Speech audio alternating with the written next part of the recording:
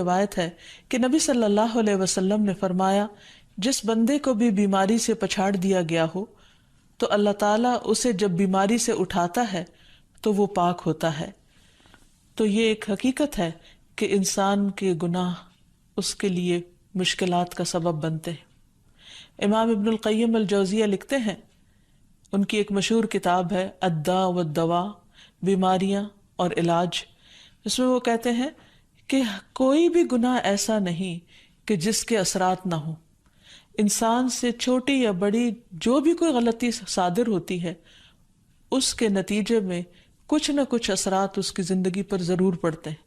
ہاں، اگر اللہ تعالیٰ معاف کر دے تو وہ اور بات ہے، ورنہ ہر گناہ کی ایک تاثیر ہوتی ہے، اور ان تاثیرات میں سے ایک چیز یہ ہے کہ انسان مختلف قسم کی بیماریوں میں مبتلا ہو جاتا ہے۔ اسی لیے ہم دیکھتے ہیں کہ جب انسان بیماری میں مبتلا ہوتا ہے تو اللہ تعالیٰ اس بیماری کو اس کے گناہوں کا کفارہ بنا دیتے ہیں۔ جیسے حدیث میں آتا ہے کہ جس مسلمان کو کانٹا چبھے یا اس سے زیادہ کوئی تکلیف پہنچتی ہے تو اللہ تعالیٰ اس کے ذریعے اس کے گناہوں کو اس طرح دور کر دیتا ہے جس طرح درخت سے اس کے پتے جھڑتے ہیں۔ تو اس سے ہمیں یہ پتہ چلتا ہے کہ بیماریوں کے آنے کے مختلف اسباب ہوتے ہیں۔ بیماری بہرحال جس بھی وجہ سے آئے، لیکن اصل چیز دیکھنے کی یہ ہے کہ مومن کا رویہ کیا ہے۔ مومن کو اگر کوئی کانٹا بھی چبھتا ہے تو وہ اس پر صبر کرتا ہے۔ اس لیے بیماری یا تکلیف کے آنے پر انسان کو اللہ سے راضی رہنا چاہیے، شکوہ نہیں کرنا چاہیے، کیونکہ جو اللہ سے راضی ہو جاتا ہے کسی آزمائش پر، اللہ تعالیٰ بھی اس سے راضی ہو جاتا ہے۔ پھر اسی طرح اللہ تعالیٰ کا شکر ادا کرنا چاہیے، کیونکہ بیماری اس سے زیادہ شدید بھی ہو سکتی تھی۔ لہٰذا انسان کو اللہ تعالیٰ جس حال میں رکھے، انسان اس پر شکر گزار رہے۔ پھر یہ کہ انسان کسی بھی بیماری میں کسی بھی قسم کی ہو اور زندگی کے کسی بھی حصے میں ہو، اس میں مایوس نہ ہو، پر امید رہے کہ بیماری دور ہو جائے گی۔ پھر اسی طرح اگر بیماری طول پکڑ جائے تو انسان کو گھبرانا نہیں چاہیے، کیونکہ ہر گزرنے والا لمحہ انسان کے درجات میں اضافے کا سبب بنتا ہے اور اس کے گناہ مسلسل جھڑتے چلے جاتے ہیں، حتیٰ کہ انسان بالکل پاک صاف ہو جاتا ہے۔ پھر اسی طرح انسان کو بیماری کی حالت میں دوسروں سے شکوے شکایات نہیں کرنی چاہیے، کیونکہ بیماری اللہ کے اذن سے آتی ہے، اور جب انسان ہر ایک کے آگے رونا رونے لگتا ہے تو گویا وہ اللہ تعالیٰ کا شکوہ کر رہا ہوتا ہے، جو چیز اللہ تعالیٰ کو پسند نہیں۔ پھر اسی طرح منہ سے برے الفاظ نہیں نکالنے چاہیے، بیماریوں کو کوسنا نہیں چاہیے، اور پھر ایسے الفاظ نہیں ادا کرنے چاہیے کہ مجھے لگتا ہے کہ اس بیماری میں میری زندگی چلی جائے گی، یا یہ کہ کسی مریض کی عیادت کے لیے جا کر اس کو اس قسم کی بات نہیں کرنی چاہیے، خواہ کتنی ہی خطرناک بیماری کیوں نہ ہو، ہمیشہ اسے امید دلانے چاہیے، کیونکہ مایوسی کے الفاظ اور برے بھلے اور منفی قسم کی باتیں اللہ تعالیٰ کو پسند نہیں، اور انسان ویسے بھی جیسے سوچتا ہے پھر اس کے ایکشن اس کے مطابق ہونے لگتے ہیں۔ اب یہ ہے کہ انسان بیماری میں دوا ضرور کرے، کیونکہ حدیث میں آتا ہے کہ اللہ تعالیٰ نے کوئی بیماری ایسی نہیں اتاری جس کے لیے دوا نہ اتاری ہو۔ ہاں، جسے معلوم ہو اسے معلوم ہوتا ہے، اور جسے نہیں معلوم ہوتا اسے نہیں معلوم ہوتا۔ بعض اوقات اللہ تعالیٰ ڈاکٹر کے دل میں ڈال دیتا ہے اور اس کا علاج اس کو سمجھ میں آ جاتا ہے، اور بعض اوقات وہ بیماری لا علاج ہوتی ہے، حالانکہ اس کا علاج موجود ہوتا ہے مگر کسی کو بھی علاج سمجھ میں نہیں آتا۔ بہرحال نوعیت کچھ بھی ہو تو علاج ضرور کراتے رہنا چاہیے، اور کبھی مایوس نہیں ہونا چاہیے کہ اس بیماری کا علاج ہو نہیں سکتا۔ نہیں، ایک کے بعد ایک کوشش انسان کرتا رہے، اور جب اللہ کا اذن ہوگا بیماری دور ہو جائے گی۔ اور اس کے ساتھ ساتھ انسان یہ بھی یقین رکھے کہ شفا اللہ کے ہاتھ میں ہے، کسی ڈاکٹر کے ہاتھ میں نہیں، کسی انسان کے ہاتھ میں نہیں، کیونکہ جب تک اللہ کا اذن نہ ہو شفا نہیں ہو سکتی، خواہ کوئی کتنا بھی بڑا ڈاکٹر کیوں نہ ہو۔ اسی لیے نبی صلی اللہ علیہ وسلم کی دعاؤں کے آخر میں آتا ہے کہ لا شفا الا شفاؤک، کوئی شفا نہیں مگر تیری ہی شفا، یعنی جو اللہ سبحانہ وتعالیٰ اپنے بندے کو شفا عطا کرے۔ پھر اسی طرح یہ ہے کہ حضرت ابراہیم علیہ السلام نے اللہ سبحانہ وتعالیٰ کے بارے میں فرمایا تھا کہ وَإِذَا مَرِضْتُ فَهُوَ يَشْفِينِ، کہ جب میں بیمار ہوتا ہوں تو وہی مجھے شفا دیتا ہے، یعنی اللہ تعالیٰ ہی اس بیماری کو دور کرتا ہے۔ اسی طرح ایک اور روایت سے بھی پتہ چلتا ہے کہ شفا دراصل اللہ سبحانہ تعالیٰ کے ہاتھ میں ہے۔ حضرت عائشہ سے مروی ہے کہ رسول اللہ صلی اللہ علیہ وسلم دم کیا کرتے تھے اور یہ دعا پڑھتے تھے، امسح البأس رب الناس بیدک الشفاء لا یکشف الکرب الا انت، اے لوگوں کے رب تکلیف کو دور کر دے، تیرے ہی ہاتھ میں شفا ہے، تیرے سوا اس کو دور کرنے والا اور کوئی بھی نہیں۔ پھر اسی طرح انسان جب کسی بیمار کی عادت کے لیے جائے تو اس پر بھی دعا پڑھے اور اس کے لیے دعا کرے۔ رسول اللہ صلی اللہ علیہ وسلم نے فرمایا، جو مسلمان کسی ایسے بیمار کی عیادت کے لیے اس کے پاس آئے جس کی موت کا وقت قریب نہ آیا ہو اور 7 مرتبہ یہ پڑھے، اسأل اللہ العظیم رب العرش العظیم ان یشفی فلانا من وجعہ، میں اس عظمت والے اللہ سے سوال کرتا ہوں جو عرش عظیم کا رب ہے کہ فلاں کو اس کی تکلیف سے شفا عطا فرمائے، تو اللہ عز و جل اسے شفا عطا فرما دیتا ہے۔ اور پھر ہم دیکھتے ہیں کہ تمام انبیاء اپنی بیماریوں میں، تکلیفوں میں اللہ تعالیٰ کو پکارتے تھے،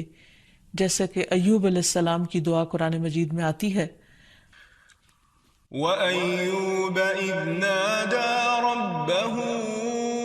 أَنِّي مَسَّنِيَ الضُّرُّ وَأَنْتَ أَرْحَمُ الرَّاحِمِينَ فَاسْتَجَبْنَا لَهُ فَكَشَفْنَا مَا بِهِ مِنْ ضُرٍّ وَآتَيْنَاهُ أَهْلَهُ وَمِثْلَهُمْ معهم رحمة من عندنا وذكرى للعابدين۔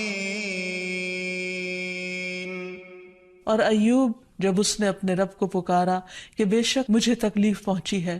اور تو رحم کرنے والوں میں سب سے زیادہ رحم کرنے والا ہے، تو ہم نے اس کی دعا قبول کر لی، پس اسے جو بھی تکلیف تھی اسے دور کر دیا اور اسے اس کے گھر والے اور ان کے ساتھ ان کی مثل اور عطا کر دیے، اپنے پاس سے رحمت کے لیے اور ان لوگوں کی یاد دہانی کے لیے جو عبادت کرنے والے ہیں۔ اسی طرح رسول اللہ صلی اللہ علیہ وسلم نے ایک اور موقع پر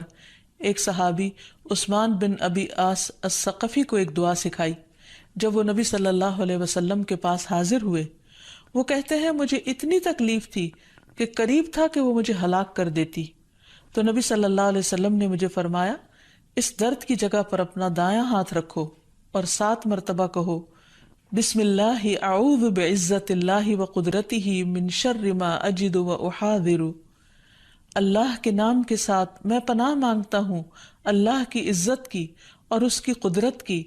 اس شر سے جو میں محسوس کرتا ہوں، یعنی اس تکلیف سے بچنے کے لیے جو مجھے محسوس ہو رہی ہے اور جس سے میں خوف محسوس کرتا ہوں۔ عثمان کہتے ہیں کہ جب میں نے یہ پڑھا تو اللہ سبحانہ وتعالیٰ نے مجھے شفا عطا کر دی۔ پھر اسی طرح ہر بیماری سے شفا کی دعا نبی صلی اللہ علیہ وسلم نے سکھائی۔ عبداللہ بن عباس سے مروی ہے کہ نبی اکرم صلی اللہ علیہ وسلم نے فرمایا، جب کوئی شخص کسی ایسے مریض کی عیادت کرے جس کی موت کا وقت ابھی قریب نہ آیا ہو اور اس کے پاس 7 مرتبہ یہ دعا پڑھے، اسأل اللہ العظیم رب العرش العظیم ان یشفیک، میں عظمت والے اللہ جو عرش عظیم کا رب ہے اس سے دعا کرتا ہوں کہ وہ تمہیں شفا عطا کرے، تو اللہ تعالیٰ اسے اس مرض سے شفا عطا کر دے گا۔ پھر اسی طرح نبی صلی اللہ علیہ وسلم اگر کسی کو کوئی پھوڑا بنسی ہوتی تو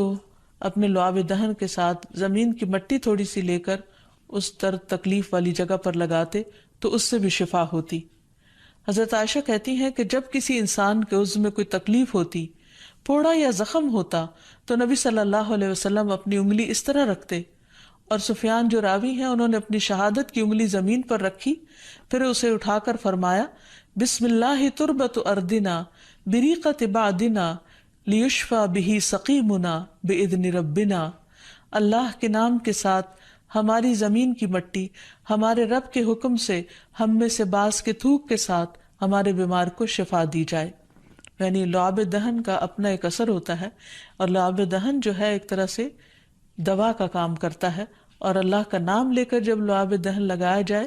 تو شفا ہوتی ہے. جیسے کہ ایک اور موقع پر نبی صلی اللہ علیہ وسلم نے ایک جلے ہوئے مریض کے اوپر یہی دعا پڑھ کر لعاب دہن لگایا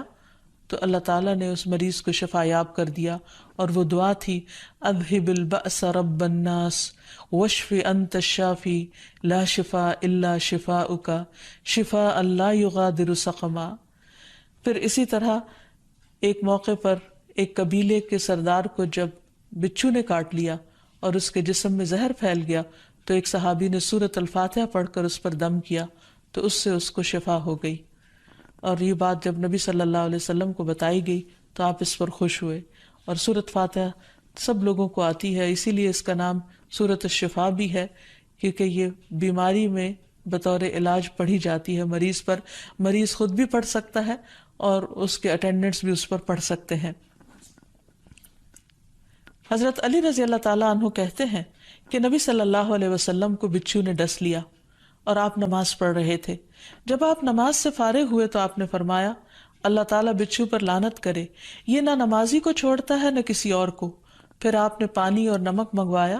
آپ اس پر ملتے جا رہے تھے اور یہ صورتیں پڑھ رہے تھے قل یا ایھا الکافرون وقل اعوذ برب الفلق اور قل اعوذ برب الناس. تو یہ بھی ایسے مواقع پر پڑھی جا سکتی ہیں. پھر اسی طرح یہ ہے کہ اگر کسی بھی دوا یا دعا سے مریض صحت یاب نہ ہو رہا ہو، اس کی تکلیف کم نہ ہو رہی ہو، تو بھی موت نہیں مانگنی چاہیے، کیونکہ مومن کے لیے زندگی ایک بہت بڑی نعمت ہے. وہ جس بھی حال میں گزرے بہرحال وہ اسے آخرت کمانے کا ذریعہ بنا سکتا ہے. یعنی اگر وہ تکلیف میں اس کی زندگی گزر رہی ہے اور اس پر وہ صبر کر رہا ہے اور اللہ کو یاد کر رہا ہے تو اس کے بے پناہ درجات بلند ہونے کا ذریعہ ہے. یعنی یہ بیماری اس کے لیے بلندی درجات کا ذریعہ بن جاتی ہے.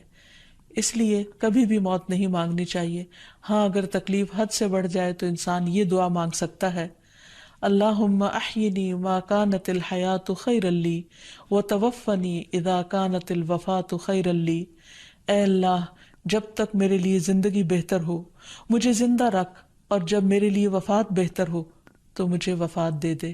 تو اللہ تعالیٰ سے دعا ہے کہ اللہ تعالیٰ تمام بیماروں کو صحت اور شفا عطا فرمائے اور ہمیں بیماری اور آزمائش کے موقع پر اپنی طرف رجوع کرنے کی توفیق دے اور ہر طرح کے شرک اور ایسے کاموں سے بچائے جو اس کو ناراض کرنے والے ہیں.